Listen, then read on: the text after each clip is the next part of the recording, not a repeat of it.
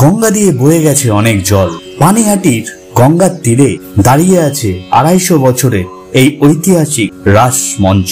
আটচূড়া এই রাসমঞ্চ আজও দাঁড়িয়ে আছে বাংলার জমিদারি ঐতিহ্যের সাক্ষ্য বহন করে। রাসমঞ্চের পাশেই রয়েছে জমিদার গৌরচরণ রায়চৌধুরীর প্রতিষ্ঠিত রাসবাড়ি। এক সময় জমজমাট পূজা আর উৎসবের কেন্দ্র ছিল এই বাড়ি।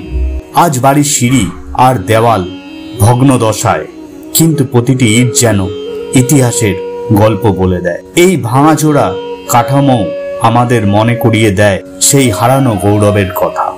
ভেতরে প্রবেশ করলে চোখে পড়ে শ্রী শ্রী রাধা গোবিন্দ জিউর মনোমুগ্ধকর মূর্তি।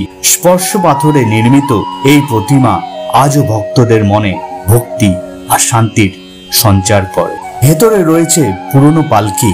ঠাকুর মশাইয়ের সঙ্গে কথা বলে জানতে পারলাম রাস পূর্ণিমায় রাধা গোবিন্দকে এই পালকি করেই নিয়ে যাওয়া হয়।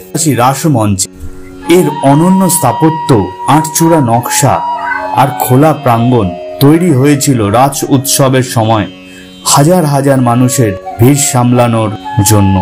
এখানেই হতো কীর্তন, পূজা আর লোকশিল্পের আসর।